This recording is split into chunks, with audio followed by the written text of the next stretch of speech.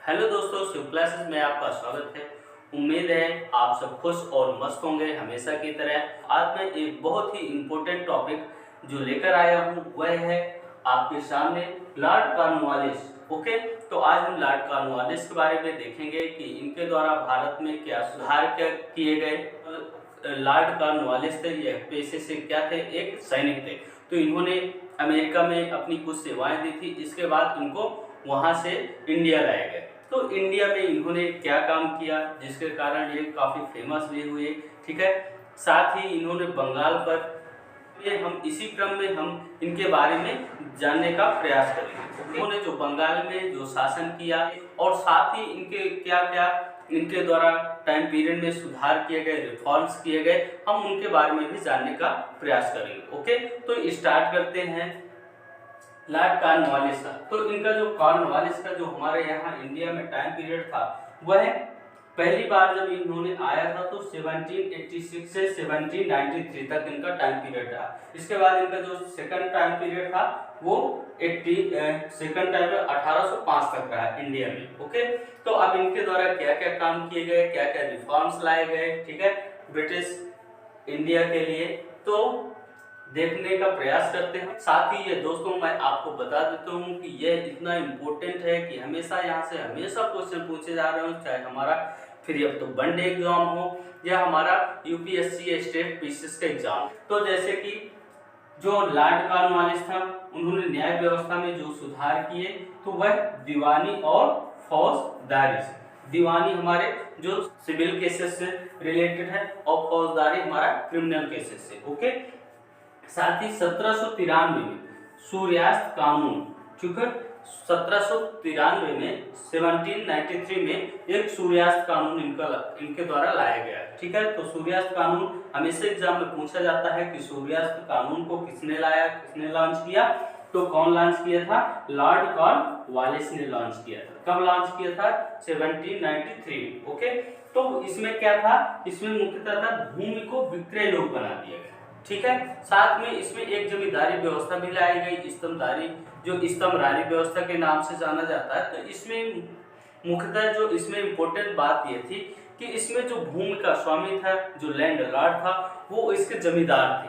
ठीक है, तो जमींदार क्या करते थे कि जो यहाँ पे किसान होते थे तो वो खेती कौन करते थे? किसान करते थे। और जो मेन मालिक कौन होते थे? हमारे जमींदार होते थे। और जमींदार टैक्स पे करते थे ब्रिटिश गवर्नमेंट को। ओके, तो इसमें जो कानून की रेट, जो उस टाइम पे जो रेट तय किया गया, तो इसमें था कि अगर हम 11 भाग है हमारा, तो उसमें 10 भाग हमें कंपनी को देना पड़ता था और एक भाग जो जमींदार थे वो अपने पास रख लेते थे। ओके, इसके साथ ही सरकार की देय राशि स्थायी कर दी गई। ठीक है, सरकार की, तो कहने का मतलब ये है कि जब सूर्यास्त कानून लाया गया तो भूमि को विक्रय योग्य बना दिया गया था। इसके साथ ही जो भूमि से जो भी टैक्स पे करना पड़ता था तो उसको एक कि कम सरकार की देय राशि स्थायी कर दी। में से अब सरकार को, जो हमारे जमींदार थे, तो वह सरकार को एक उनको टैक्स फिक्स कर दिया गया।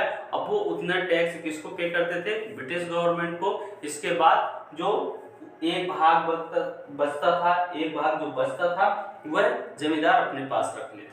ठीक है, तो कंपनी के कर्मचारियों के निजी व्यापार पर रोक लगा दी गई। जो हमारी ब्रिटिश कंपनी थी, जो ब्रिटिश कंपनी हमारे इंडिया में जो व्यापार करने के उद्देश्य से आई थी, अब उनको क्या था कि जो निजी कर्मचारी थे तो वह अब व्यापार, तो कर्मचारी, जो कंपनी के कर्मचारी थे वो निजी व्यापार पर उनके रोक लगा दी। मीन्स कहने का ये है कि एक रेगुलेटरी बॉडी बना दी गई कि अब जो भी कर्मचारी है, ठीक है, ब्रिटिश कंपनी का, वह अलग से कोई भी निजी व्यापार नहीं करेगा। वो सब अब कौन रेगुलेट करेगा? वो हमारी ब्रिटिश गवर्नमेंट करेगी। ओके, साथ ही यहाँ पे व्यापार पर रोक लगा दिया गया, कंपनी के कर्मचारियों के निजी व्यापार पर रोक लगा दिया। इसके बाद है सामुदायिक संपत्ति को जमींदार के निजी हाथों में रख दिया गया।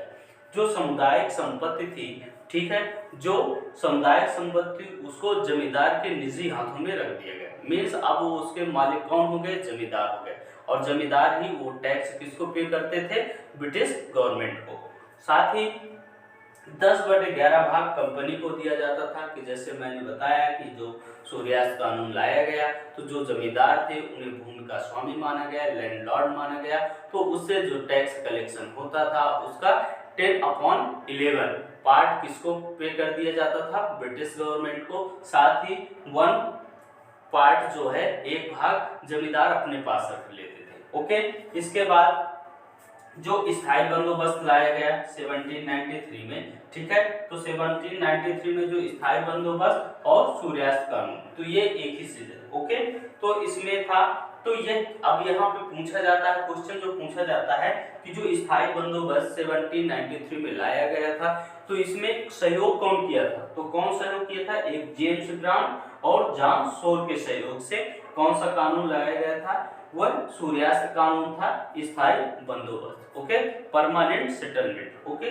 इसके बाद ही प्रशासन का यूरोपीकरण तथा सिविल सेवाएं प्रारंभ की गई। प्रशासन का तो कहने का मतलब ये है कि जो हमारा बंगाल पर जो इनके द्वारा शासन किया जा रहा है उसका धीरे धीरे यूरोपीकरण किया जा रहा है, और साथ ही सिविल सेवाएं प्रारंभ की। यहाँ पर जो कानून चलाने के लिए, ठीक है, अपनी सेवाएं बेहतर करने के लिए तो ब्रिटिश गवर्नमेंट ने वहां पर सिविल सेवाओं की परीक्षा का आयोजन करना स्टार्ट कर दिया। इसके साथ ही आधुनिक पुलिस व्यवस्था का संस्थापक कौन है, लॉर्ड कॉर्नवालिस है। तो आधुनिक पुलिस व्यवस्था का संस्थापक कौन था, वो लॉर्ड कॉर्नवालिस था। आधुनिक पुलिस व्यवस्था का जो संस्थापक था, जो हमारे पुलिस को मॉडर्नाइजेशन का काम किया, तो वह किसने किया, लॉर्ड कॉर्नवालिस। साथ ही थाना में दरोगा की भर्ती, थानों से ऊपर एसपी का पद सृजन किया। मीन्स कहने का ये है कि जो लॉर्ड कॉर्नवालिस थे ये पुलिस का एक तरह से आधुनिकीकरण किया,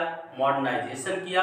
इसके साथ ही हर थानों में एक थानेदार या दरोगा का सृजन किया, ठीक है, और दरोगा के ऊपर जो है एसपी के पद का सृजन किया। इससे क्या था कि कानून व्यवस्था को सुचारू रूप से चलाने के लिए हमें एक तरह से पूरी कानून व्यवस्था को मजबूत करने के लिए इन्होंने हर तरह से काम करना स्टार्ट कर दिया, ठीक है, तथा ये शासन में उनके शासन करने के लिए ये आपस सहयोग करने लगे। ओके, तो इसके बाद ही भू राजस्व सुधार किया गया। भू राजस्व सुधार यही है कि 1793 में, ठीक है, ये इन्होंने सूर्यास्त कानून लाया गया, ठीक है, स्थायी बंदोबस्त लाया गया, परमानेंट सेटलमेंट लाया गया, जिसकी वजह से इन्होंने एक भू राजस्व व्यवस्था स्टार्ट किया और भूमि को पूरी तरह से विक्रय योग्य बना दिया गया। इसके बाद जिला कलेक्टर को न्यायिक कार्यों से हटाकर प्रशासनिक कार्यों तक सीमित कर दिया।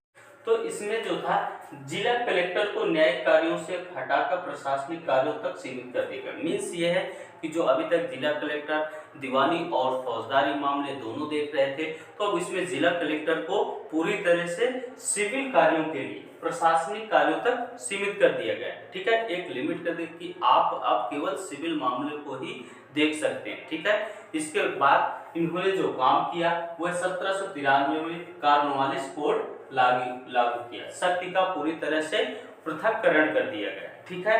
तो शक्ति का पृथक्करण मीन्स जो हमारे दीवानी और फौजदारी पूरी तरह से जो न्याय व्यवस्था थे इसमें सुधार किया गया। इसके बाद एक लॉर्ड कॉर्नवालिस एकमात्र ऐसे गवर्नर थे जिनकी समाधि उत्तर प्रदेश के गाजीपुर जिले में, ठीक है, बनी हुई है।